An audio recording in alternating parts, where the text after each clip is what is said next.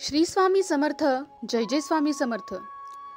आज आपण एका गरीब मुलाची कथा पाहणार आहोत. ही कथा एका गरीब पण कष्टाळू मुलाची आहे, ज्याला समाजाने अनेकदा कमी लेखलं, पण त्याचं आईवरचं प्रेम, अनुभवातून शिकलेली समजूतदारी आणि मनात असलेलं प्रखर तेज हे त्याला एका दिवशी सूर्यासारखं प्रकाशमान करतात. कंदील जरी सूर्याशी बरोबरी करत नसला तरी अंधारात त्याचंही महत्त्व असतं, हे या कथेतून प्रेक्षकांना खोलवर जाणवतं. एक लहानशा गावात एक मुलगा राहत होता. त्याचं नाव होतं ओमकार. फार साधं घर, आई वडीलही नाहीत. त्याला वाढवलं त्याच्या आजीने, गरीब पण मनाने मोठा. ओमकार शाळेत जात असे. गावातल्या श्रीमंत मुलाच्या तुलनेत तो नेहमीच वेगळा ठरायचा. फाटकी वह्या, साधं गणवेश, पण डोळ्यात एक वेगळीच चमक होती. शिक्षक त्याचं उत्तर ऐकून म्हणायचे, तुझ्या शब्दात एक जाण आहे ओमकार. पण स्वतःला कमी समजून काहीच होणार नाही. पण गावातले लोक ते नेहमी हसायचे, हा पोरगा मोठा होणार कसं शक्य आहे. एक दिवस त्याच्या आयुष्यात असा प्रसंग आला ज्याने त्याला आयुष्यभरचा धडा दिला. 10वीचा निकाल लागला. ओमकार तालुक्यात पहिला क्रमांक मिळवला. गावात पहिल्यांदा लोक त्याचं कौतुक करत होते. तेव्हा एका शाळेतील कोचिंग क्लासेस गावात आले. ती शाळा होती शहरातली मोठी शाळा होती. त्याचे क्लासेस गावात आलेत म्हणल्यावर सर्वांनी तिकडे धाव घेतला आणि त्या क्लासेसवाल्यांना वाटलं, आपण या हुशार मुलाला मोठं करू, शिष्यवृत्ती देऊ. ओमकार आणि आजीला वाटलं आता त्यांचं आयुष्य बदलेल. पण काही महिन्यातच सत्य बाहेर आलं. ती स्कॉलरशिप एक फसवणूक होती. ओमकारची नावे वापरून सरकारी अनुदान खाल्लं गेलं आणि त्याला शहरात टाकून दिलं गेलं. अन्न, पाणी, अभ्यास कशाचाच ठाव ठिकाणा नाही. हसवून गेले, फसवून गेले, पण हे महत्त्वाचं नव्हतं. ओमकार म्हणतो, महत्त्वाचं हे होतं की या अनुभवांनी मला वरच्या वर्गात बसवलं.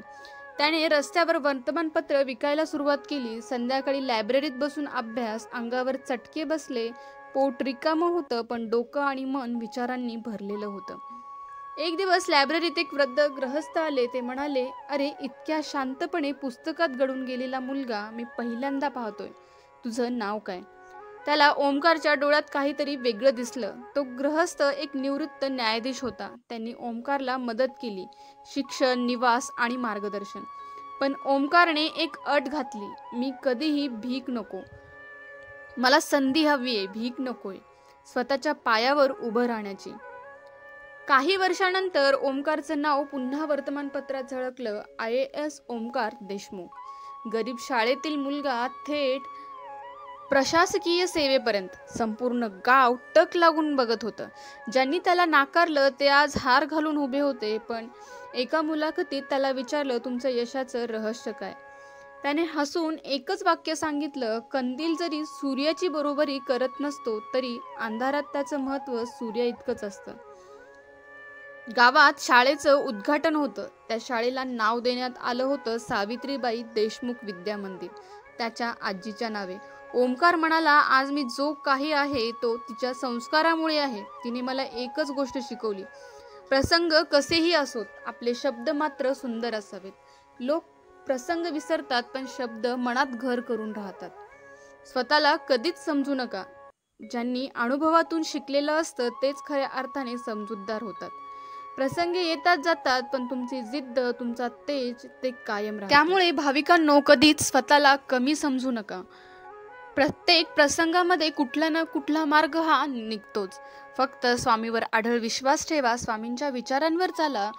आणि ही कथा जर आवडली असेल तर चॅनलला नक्कीच सबस्क्राईब करा, कारण आम्ही आमच्या चॅनलवर प्रेरणादायी कथा, स्वामी समर्थ विचार, संदेश, प्रेरणा आणि अनुभव घेऊन येत असतो. आणि हो, बेल आयकॉन दाबायला विसरू नका, कारण आमचा प्रत्येक व्हिडिओ हा थेट तुमच्यापर्यंत पोहोचण्यासाठी मदत होतो. चला तर मग भेटूया पुढच्या